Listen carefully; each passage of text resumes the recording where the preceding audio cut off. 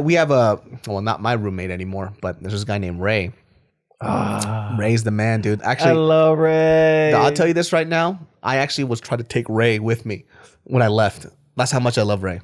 Take him with you where? To move in with me. Oh. But Mariel said no. What's so I don't know who this Ray is, so tell me what's so great about Ray. Ray. Okay, let me just tell you something real quick tell me something Raymond about Ray. motherfucking Park, aka Ray Gay, aka what else? Ray Killer. Ray Killer. Ray Mundo. I actually known Ray since I was like 2 years old. Right? Ray is always one of those dudes. We call him the silent but deadly motherfucking killer, dude. He's always quiet. This motherfucker don't sit. I've never seen him sit in my life. Yeah. He never sits. Stands all the fucking time. But he's like that type of roommate. Super clean. Always comes in with those slight little jokes. Never really expect it. If something's busted in the house, the next day, you best believe Ray Killer fixed it. Wow. Doesn't even have to be asked. Takes out the trash, does everything. Best kind of roommate. Love Ray to death. I wanted to take him with me. Mariel said no. She says, this is true story. This is not even a bit. Yeah, I was trying to take him with me. Legit. And I was legit kind of jealous. Like, I hope Ray doesn't leave.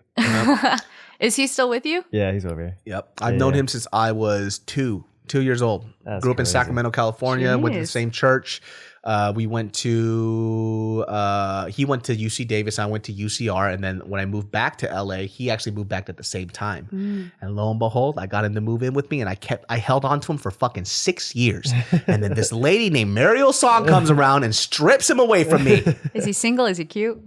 He is single and I love Ray. Let me tell you something. Oh, you definitely ignored half that question. What do you mean? What'd you say? He is cute. He is I cute. said he's He's cute. cute. He's cute. Hold a on a stud. second, dude. Let me tell you something else. You don't deserve him. All right. You're not. You're too damaged for him. All right. Guys like damaged girls, don't they? Not- Makes things more exciting. Yeah, we like dents in our cars. We don't want the engine missing.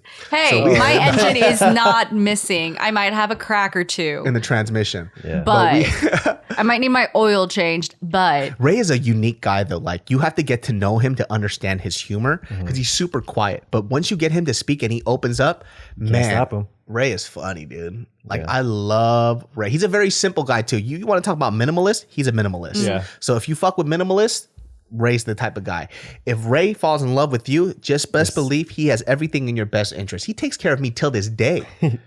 If Mariel dies, I'm never going to get back with somebody ever again. I'm going to 'Cause go you back have to Ray. Ray. I have Ray. Me and Ray will be single till the death of us. I'm actually speaking for him. I don't care if you find love. We're together now. I think I've just fallen in love. Dude, Ray's great, dude. I fucking love Ray, man. Ray, man, Shout out you to have been with me since I was a hoodlum.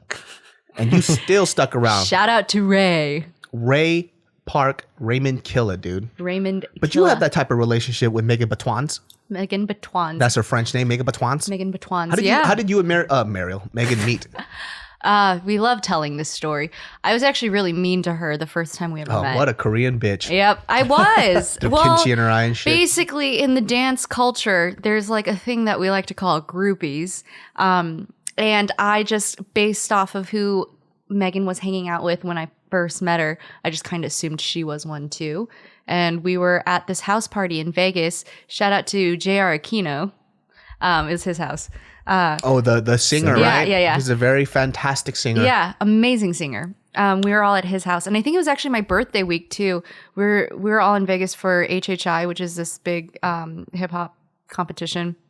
And yeah, she was at this house party as well. And this is back when I had like shaved sides and stuff. And she, dude, I used to have a pixie cut bleach platinum blonde. Whoa. Yeah, I had a phase for sure. Whoa. Tight. And then, yeah, so Megan was at this party and she comes up to me. She's like, hey, I really like your haircut. And me thinking she was just another groupie, I was like, yeah, it's the same as yours. And then walked away. Damn, what a bitch. It was so What's mean. wrong with you, dude? Yeah. I don't know. Why would I you don't say know. that to her? What's going on in your life? I was a mean girl. And then fast forward 1 year later, I was running Movement Lifestyle at the time. And she had just moved to LA. And she was taking some classes at the studio. And I don't know, I think I just forgot that happened. And we were getting along. And I think she brought up, she's like, yeah, we actually met last year And you were a at this cunt. party. And I was like, I sorry, I don't remember. And she kind of like refreshed my memory. And she like jokingly brought up the story about the haircut. And I was like, Oh my God, I totally remember now. I'm so sorry that I was mean to you because I really liked her in this environment. And so You just judged the book by its cover. Yeah, I really did. And then, I think like that same week or like the next week, I had put up on my Facebook that I was looking for a roommate, and she hit me up and I was like, yeah, come check out the place if you are interested. And then yeah, you guys lived together and that's it. Yeah, and then we lived together in that particular apartment for 5 years. The one where I did that ghetto ass fucking the talk show. Yeah, that shit was ghetto as fuck, man. Hey, but if there's anybody that's resourceful, it's that girl. Yo, you want to talk about a come up, dude? Yeah. Shout outs to Megan. She definitely came up. But I remember she was like, "You want to come on my talk show?" I was like, "Yo, you want to talk about rink-a-dink, dude? Like this shit's crazy." If you saw the video, it doesn't look rink-a-dink. That's what I'm saying. Like she's like one of those resourceful ass motherfuckers. She knows how to make something out of nothing for sure. Yeah. So we lived in that apartment for 4 years, and then we moved to another apartment. Or no, I think that apartment was 4 or 5 years, and then another apartment for 1 year. So, but we've known each other for now maybe 7. And then you guys split. What was that like? It was fascinating. It was such a growth experience for the both of us. Like for me, I had already lived by myself prior to this apartment with her, so I've had experience living on my own. But she had never at this point, and so she just really wanted to know what it was like to live by herself and be an independent woman. And so it was like, we're not going to live together forever. So it was about time. And did you guys have that friends moment where Monica? We took a picture in our empty apartment. So we're so corny. We set up the camera and it was like, I think we were like hugging each other. And it's like, we set up like a self-timer camera with this empty apartment with just like a couple of boxes. That's cute. No, it was fun. But we've had like, in terms of roommates, it was like the easiest thing ever. Like, because she loves to cook and I love to cook, we would always like make random meals. She like back then when I was more involved in the dance community, I had so many people constantly like looking for places to stay, and she never once complained about me having like people over all the time. Like I was that girl that always had people over. Oh, I would have killed you. Oh, I would have literally looked at you and been like, "Hey, you fucking maniac. Yeah. Get these fucking homeless people out of my house. These squatters." I'm surprised she didn't. Not homeless, squatters. She never complained. Like there at one point, like there was this entire crew of Aussie boys that I knew that they were all in LA for, I forget why. We had 4 or 5 Aussie boy dancers. You want to talk about smelly guys?